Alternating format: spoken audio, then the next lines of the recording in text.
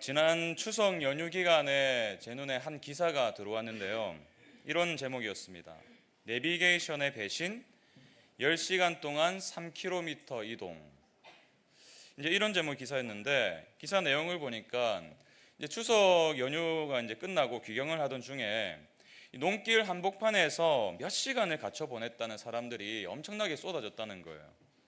알고 보니까 한 회사에서 제공하는 내비게이션이 안내해 주는 대로 따라갔는데 그 길이 다름 아니라 농로길이 있던 거예요. 빨리 가려고 이제 내비게이션의 안내를 받았는데 뭐 너도 나도 이 길로 이제 밀려 들어오다 보니까 완전히 꽉 막혀가지고 오도 가도 못하는 그런 채로 이제 몇 시간 동안 꼼짝도 못했다는 것입니다. 뿐만 아니라 이 고속도로가 막히니까 내비게이션이 이제 주변 도로로 우회하라고 안내해서 갔더니 3km를 움직이는 데만 10시간이 걸렸대요. 왜 이렇게 사람들이 낭패를 보게 되었을까요? 조금이라도 좀 일찍 가보려고 최소 시간으로 안내를 해달라고 바꾸었더니 엄청 어렵게도 가장 막히는 길로 이제 인도한 것입니다. 저는 이 기사를 보면서 정말 우리의 인생에 당장 눈에 좋아 보이는 것이라 할지라도 그 결과가 늘 좋은 결과로 이어지는 것은 아니구나. 이제 이 진리를 다시 한 번 더 새겼어요. 그렇죠, 여러분. 우리는 삶을 살아가면서 이러한 상황을 종종 마주하게 됩니다. 내 눈에 좋아 보이는 것, 또 내 눈에 옳다고 여겨지는 것, 그것이 때때로 우리에게 정말 최악의 상황을 가져다 주기도 하고 또 우리의 삶에 실망을 안겨다 주기도 할 때가 있는 것 같아요. 저도 이제 말씀을 통해서 종종 나누었지만 이런 경험을 한 적이 있죠. 이제 우리가 예배당 장소를 구할 때 여기도 안 되고 저기도 안 되고 그러니까 얼마나 마음이 조급하고 마음이 아프든지 참 어려웠습니다. 그래도 포기할 수 없어서 눈에 불을 켜고 뭐 부동산 사이트 들어가고 뭐 알아보고 발로 막 뛰면서 여기저기 다 검색을 해보고 그러다 발견한 곳이 한 곳이 있는데 삼평동에 있는 한 건물이에요. 살면서 그런 마음 들 때 있잖아요. 와, 이거는 진짜 하나님이 주신 마음이다. 그런 이제 막 상황도 그렇고 뭐 모든 걸 다 따다 보니까 진짜 이거 하나님이 점지해 주셨다. 뭐 이런 마음 들 정도로. 제가 보니까 지금까지 가장 좋은 조건을 가진 장소였어요. 뭐 거기 이제 주로 이제 주중에 오피스가 많고 근무하는 사람들이 많기 때문에 주말에는 텅텅 비잖아요. 그러니까 주차장이 막 1,000대 이상 들어간다는 거예요. 그리고 주중에는요, 뭐 청년들이 얼마나 많은지 막 가슴이 설레이더라고요. 와, 여기 교회가 세워지면 청년들에게 복음을 전할 수 있겠다. 그래가지고 제가 그 판교 신의회 그 담당하시는 분도 만났어요. 기업가도 만나가지고 막 꿈을 나누고 우리 교회가 여기 들어올 텐데 어떤 사역을 함께 나갈까요? 막 꿈을 나누고 그 꿈을 가지고 이제 딱 내려왔는데 마침 또 그날 간 날이 또 그 건물을 담당하시는 분과의 만남이 있었던 거예요. 이런저런 얘기를 나눠보니까 그분이 제가 나온 신대원을 나온 거예요. 깜짝 놀랄 일이죠. 어떻게 이런 우연이. 그렇게 한창을 얘기하고 이제 돌아가려고 엘리베이터를 딱 기다리고 있는데 마침 또 다른 몇몇 순장님들이 그 엘리베이터를 타고 내리시는 거예요. 아니 왜 어쩐 일로 여기 오셨냐 물어보니까 내가 여기 건물을 보려고 왔다. 여러분, 하나님이 인도하심이 막 느껴지지 않으세요? 그래가지고 그 너무 기쁜 마음으로 제가 순장님도 소집해가지고 줌으로 오늘 갔더니 이런 일이 있었습니다. 막 설명도 해드리고 그래가지고 계약 당일까지 이제 너무 기쁜 마음으로 지금까지 모든 그 눈물과 고통이 다 상쇄될 정도로 계약하러 갔는데 계약 당일날 거기는 교회가 들어가서는 안 될 지구단인 거예요. 같이 간 순장님께 말씀을 드려야 되는데 입이 안 떨어지는 겁니다. 정말 하나님의 인도하심이라고 믿었는데 정말 가장 좋은 길이라고 여겼는데 그 길이 아니었던 거예요. 그래가지고 이 야탑 지역을 보는데요, 여러분 그렇잖아요. 제일 좋은 거 보면은 다른 게 눈에 들어옵니까? 눈에 안 들어와요. 여기를 이제 보면서 가슴이 답답해지고 그때 저는 이 진리를 뼈저리게 느꼈어요. 당장 눈에 좋아 보이는 것이 늘 좋은 결과로 이어지는 게 아니구나. 그렇죠. 이런 인생의 연속의 경험이 어쩌면 우리의 인생인지도 모르겠어요. 우리는 늘 선택을 하며 살아가지 않습니까? A를 선택할지 B를 선택할지. 그래서 최대한 내 경험을 다 동원하고 주변 사람들의 말을 다 동원해가지고 더 좋아하는 보이는 것을 선택하지만 사실 그 결과가 반드시 좋을 거라고는 사실 확신하지 못하죠. 장담하지 못하죠.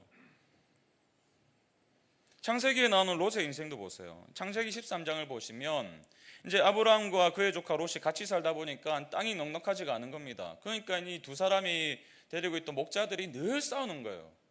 우리 소를 더 먹어야 되는데, 우리 양을 더 먹여야 되는데 땅이 좁다 보니까 늘 다툼이 일어나는 겁니다.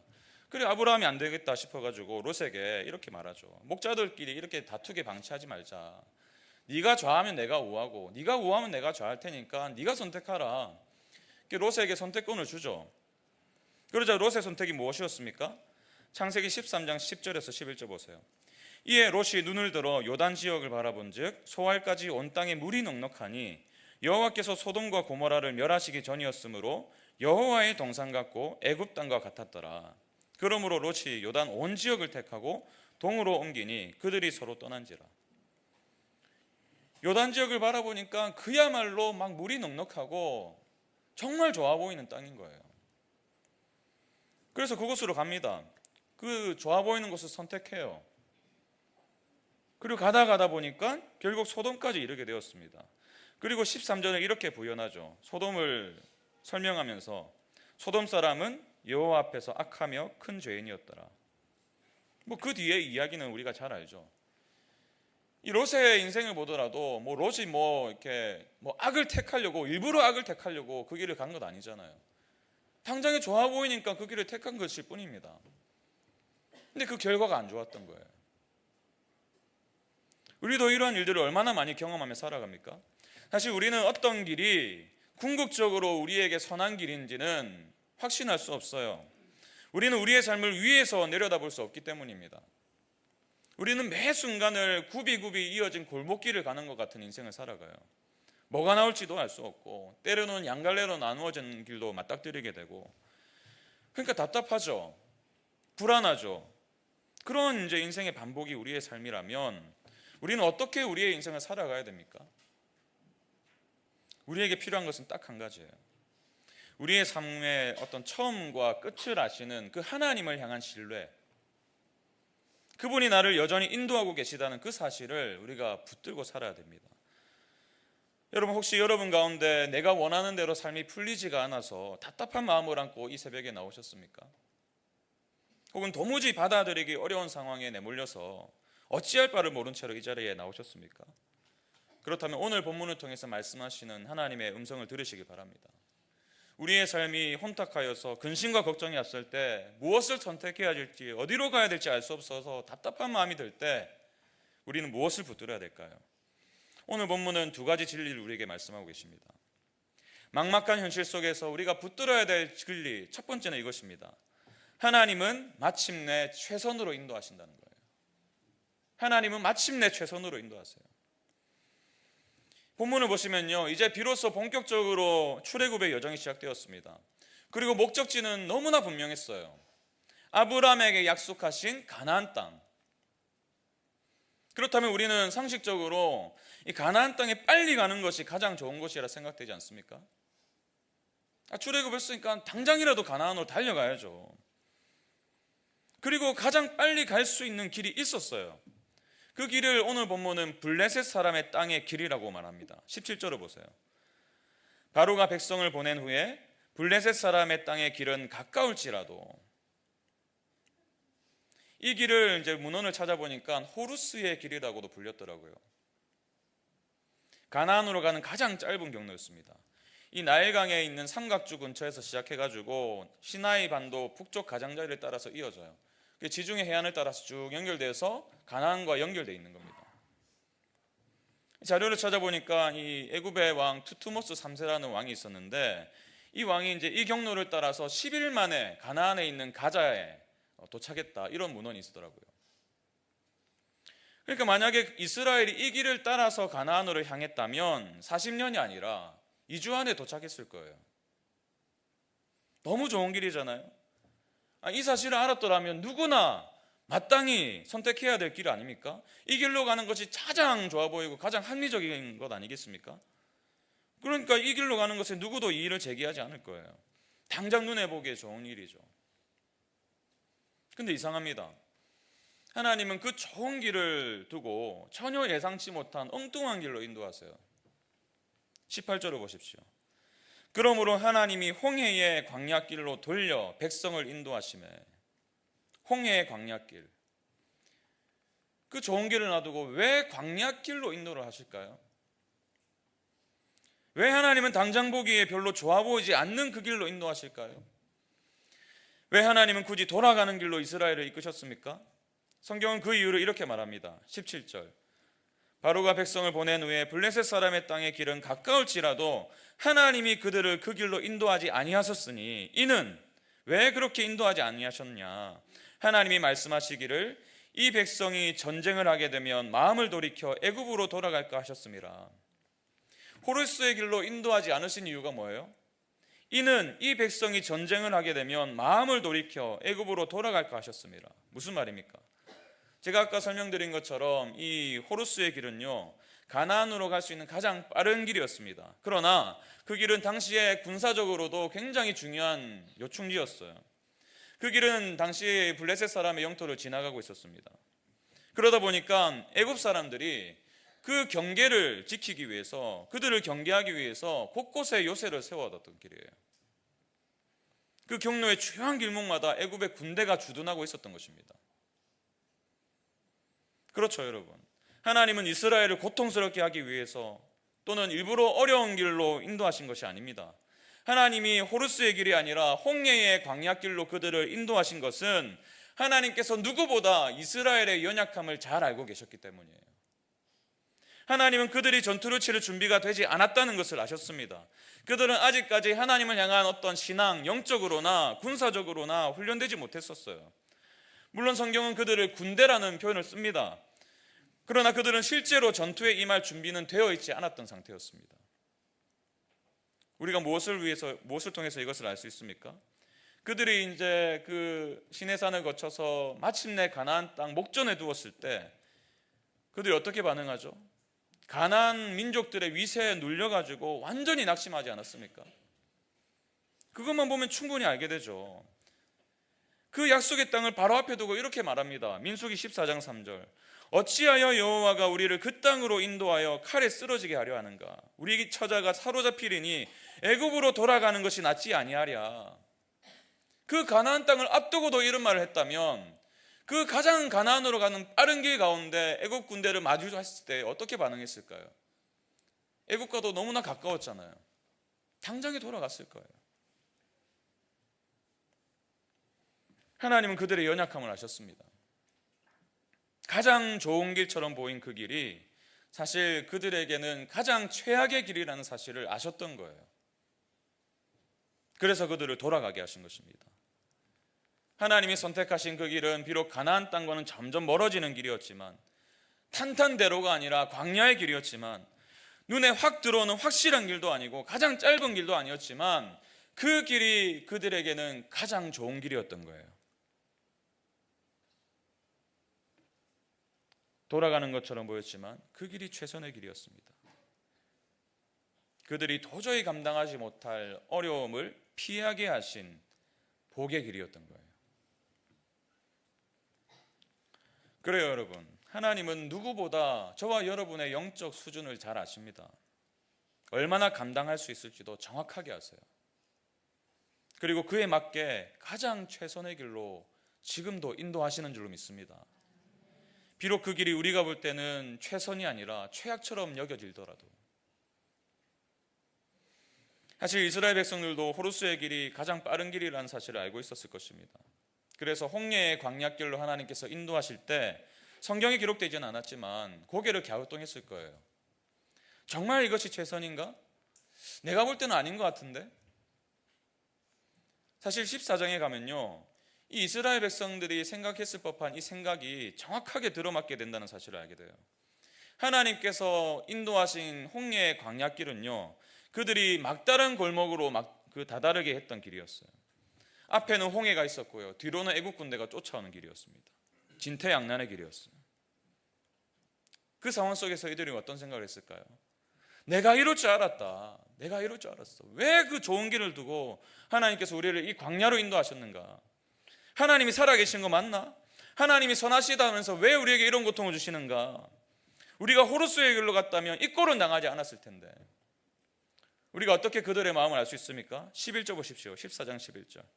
그들이 또 모세에게 이르되 애굽에 매장지가 없어서 당신이 우리를 이끌어내어 이 광야에서 죽게 하느냐? 어찌하여 당신이 우리를 애굽에서 이끌어내어 우리에게 이같이 하느냐? 모세를 향해서 원망을 쏟아내고 있지만 사실은 하나님을 향한 원망이었어요. 여러분, 그래요. 이것이 이들의 연약함이었습니다. 그리고 이것이 저와 여러분의 연약함이기도 해요.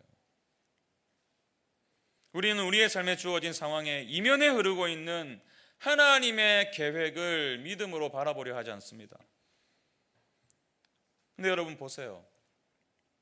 사실 이 홍해의 광야길은 하나님의 위대한 구원의 역사를 경험하기 위한 배경이 되었어요. 지금 당장 고생길인 것처럼 보인 그 길이 사실 하나님의 놀라운 구원의 역사를 보게 될 길이었어요. 하나님은 이제 홍해를 가르실 것입니다. 그리고 그들을 마른 땅으로 걷게 하실 거예요. 애굽을 완전히 멸하시면서 하나님의 영광을 보게 하실 것입니다. 그로 인해 15장에서 드러나는 감격스러운 찬송, 여호와는 나의 구원이시로다, 이 고백을 하게 하실 거예요. 그렇기 때문에 우리에게 필요한 것은 우리의 인생을 최선으로 인도하고 계신 하나님을 향한 신뢰인 줄로 믿습니다. 당장은 실패처럼 보이지만, 당장은 인생이 망한 것처럼 보이지만, 여전히 하나님은 더 큰 계획을 가지고 계시고 우리의 삶에 신실하게 일하고 계시는 줄로 믿습니다. 여전히 최선의 길로 이끌어가고 계세요. 왜요? 그분이 저와 여러분의 아버지가 되시기 때문에, 그분이 우리를 향해서 내 아들이라 부르고 계시기 때문에. 저는 이 짧은 인생 살아오면서 하나님께서 홍해의 광야길로, 이 호루스의 길이 아니라 홍해의 광야길로 인도하시는 것을 참 많이 경험했어요. 저의 20대는 그야말로 실패의 연속이었습니다. 수능에도 실패했죠. 재수에도 실패했죠. 군입 때도 3번이나 떨어졌죠. 군대를 사수한 사람 저밖에 없을 거예요. 얼마나 못 망했는지 몰라요. 근데 제가 입대를 하고 나서 알게 됐어요. 왜 군악대를 사수나 하게 하셨는지. 거기 가보니까요, 정말 믿음의 사람들 하나님께서 예비해 주셨더라고요. 지난번에 그 여름에 금요기도회 때 송경민 목사님과 함께 온 아이빅 밴드, 거기에 베이스를 치던 그 안수 집사님 아시죠? 제 군대에서 바로 윗 선임이었어요. 지금도 연락을 하면 지내요. 그래서 초대를 하게 된 거예요. 부천에서 사역하는 친구 목사도 있는데 정말 신실하게 주님의 그 목회를 감당하고 있습니다.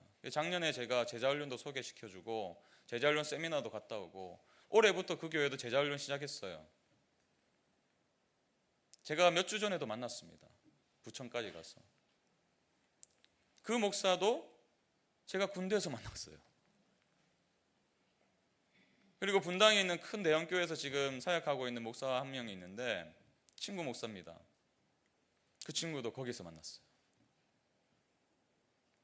그리고 제가 군대 생활하면서 그 군에 있는 교회를 다니면서 만났던 군목 목사님, 그분의 가정에 큰 딸이 장애를 가지고 태어났었거든요. 근데 그 모든 것을 다 끌어안으시고 하나님을 향한 믿음과 신뢰로 나아가시는 그 모습을 제가 봤어요. 우리 가정에 참 둘째가 장애를 가지고 태어났을 때 그분이 많이 생각났어요. 지금도 연락하며 지내요, 그분하고도. 실패의 길처럼 보였지만 하나님은 결국 최선의 길로 이끄시더라고요. 우리에게 필요한 것이 이 믿음인 줄 믿습니다. 여러분, 지금 현재 상황이 막막하십니까? 실패한 것 같이 여겨지세요? 이 길이 아닌데라는 생각이 계속해서 여러분의 마음을 지배하고 계세요? 이 하나님을 신뢰하시기 바랍니다. 여러분은 지금 실패의 길을 걷는 것이 아니에요. 하나님이 이끄시는 최선의 길로 걸어가고 있는 줄로 믿습니다. 그런가 하면 우리가 막막한 현실을 살아가며 놓지 말아야 될 또 다른 진리는 이것인데요, 하나님은 절대로 떠나지 않으신다는 거예요. 하나님은 우리의 삶에서 절대로 떠나지 않으세요. 이 진리를 가슴에 새기고 돌아가셔야 돼요. 이스라엘은 하나님의 인도하심에 따라서 계속해서 이동합니다. 그리고 마침내 광야 끝 에담에 이르게 됩니다. 20절 보십시오. 그들이 숫곳을 떠나서 광야 끝 에담의 장막을 치니, 이 광야 끝이라는 말은요, 광야의 가장자리라는 뜻이에요. 다시 말해서 이제 이스라엘은요, 완전히 애굽을 벗어난 거예요. 그리고 동시에 광야에서의 삶이 시작된 것입니다. 사실 그들이 지나야 될 광야는 만만치가 않았어요. 광야를 보면요, 한낮은 그 뜨거운 열기 때문에 너무나 살기가 어렵고, 반대로 밤에는 너무 추워가지고 덜덜 떨어야만 되는 그런 곳이었습니다. 물이 흔하지 않았기 때문에 물이 너무나 귀했고, 짐승들의 위협도 늘 존재하는 곳이었어요. 어떤 면에서는 살아가기가 너무 힘든 곳입니다. 어려움을 견뎌야만 하는 곳이에요. 혼자서는 버틸 수 없을 것 같은 곳입니다. 그것이 바로 광야예요. 사실 우리의 인생도 이 광야처럼 느껴질 때가 많잖아요. 사연 없는 사람이 없다고 말할 정도로 우리는 저마다의 광야길을 겪었습니다. 그리고 지금도 그 메마른 사막과도 같은 길을 걷고 있을런지도 몰라요. 앞으로도 우리는 자주자주 이 광야를 경험할 수도 있습니다. 제가 성도님들의 삶을 이렇게 기도 제목을 통해서 들으면요, 정말 우리의 삶이 광야구나라는 것을 받아들일 수밖에 없어요. 경제적인 어려움으로 인해서 참 늘 그 하루하루 살아가기가 힘들다고 말씀하시는 분도 많으시고, 아픈 가족을 위해서 쉼이 없는 삶을 살아가기도 하시고, 누구에게 참 이렇게 다 꺼내놓기도 힘들 정도로 자녀 문제 때문에 신음하고 계신 분도 계시고, 이 변하지 않는 배우자를 언제까지 내가 참아내야 되는지, 그러다 보면 광야에 마치 혼자 있는 것처럼 느껴질 때가 있어요. 다른 사람은 다 잘 사는 것 같고, 다락방에 가면은 다른 집사님, 권사님들은 다 행복해 보이는데 나만 이렇게 비참하게 살아가는 것 같아요. 하나님께 기도도 하죠. 부르짖기도 하죠. 근데 하나님 응답하지 않으시는 것 같아요. 근데 여러분, 오늘 본문은 분명하게 말씀하십니다. 하나님은 광야와 같은 우리의 인생을 절대로 혼자 가게 방치하지 않으세요. 그분은 우리와 함께 하고 계십니다. 그리고 동시에 우리보다 앞서 행하세요. 21절 보십시오. 여호와께서 그들 앞에 가시며 낮에는 구름 기둥으로 그들의 길을 인도하시고 밤에는 불 기둥을 그들에게 비추사 낮이나 밤이나 진행하게 하시니. 여호와께서 그들 앞에 가시며, 이 말은 하나님이 변함없이 그들을 인도하고 계시다는 것을 보여줍니다. 그 증거가 구름 기둥과 불 기둥이었어요. 우리가 종종 이 구절을 읽을 때 이 낮에는 구름 기둥, 밤에는 불 기둥이라고 하니까 기둥이 두 개였다라고 생각하기 쉽습니다. 그러나 하나예요. 그들을 인도한 구름 기둥은 하나였습니다. 하나의 구름 기둥. 이 구름 기둥은 다름 아니라 하나님의 임재를 상징하는 기둥이었어요. 다시 말해서 하나님께서 그들과 함께 계시다는 증거였어요. 그래서 22절은 이렇게 말합니다. 낮에는 구름 기둥, 밤에는 불 기둥이 백성 앞에서 떠나지 아니하니라. 백성 앞에서 떠나지 아니하니라. 하나님이 그들을 떠나지 않으셨어요. 함께 하셨어요. 광야길에서 한순간도 떠나지 않으셨어요. 그리고 늘 그들보다 앞서 계셨기 때문에 그들은 눈만 들면 그 구름 기둥을 보았습니다. 눈만 들면 함께 하시는 하나님을 볼 수 있었어요. 여러분, 하나님은 비겁한 분이 아니세요. 우리의 문제 앞에서 숨어 계신 분이 아닙니다. 우리를 먼저 앞세우시면서 뒤로 빠지시는 분이 아니에요. 오히려 하나님은 언제나 우리 앞서 가십니다. 함께 하시면서 앞서 가시는 그분이 저와 여러분이 믿는 하나님이세요. 그분이 앞서 가시는 인생이기 때문에 우리에게 필요한 반응은 그분을 믿고 의지하며 담대하게 살아가는 거예요. 앞으로 나아가는 것입니다. 그래서 모세는 가나안을 앞둔 여호수아에게 이렇게 말합니다. 신명기 31장 7절. 모세가 여호수아를 불러서 온 이스라엘이 보는 앞에서 그에게 말하였다. 그대는 마음을 강하게 하고 용기를 내시오. 그대는 주님께서 그대의 조상에게 주시기로 맹세하신 땅으로 이 백성과 함께 가서 그들이 그 땅을 유산으로 얻게 하시오. 여호수아는 어떻게 마음을 강하게 하고 용기를 낼 수 있습니까? 그는 어떻게 약속하신 가나안으로 담대히 나아갈 수 있습니까? 그 답은 8절에 있습니다. 주님께서 친히 그대 앞에 가시며 그대와 함께 계시며 그대를 떠나지도 않으시고 버리지도 않으실 것이니 두려워하지도 말고 겁내지도 마시오. 여러분, 이 똑같은 약속이 오늘 저와 여러분을 향하고 있습니다. 불확실이 가득한 이 세상, 광야같이 뜨겁고 춥고 먹을 것도 마실 것도 늘 부족하고 각종 위험이 가득한 이 광야길을 우리가 그럼에도 불구하고 포기하지 않고 걸어갈 수 있는 것은 우리에게 버틸 만한 능력이 있고 버틸 만한 힘이 있어서가 아니라 하나님이 우리를 떠나지 않으시고 친히 함께 하시기 때문인 줄 믿습니다. 그분이 우리와 함께 계세요. 그분이 우리를 떠나지 않으세요. 그분이 우리를 버리지 않으십니다.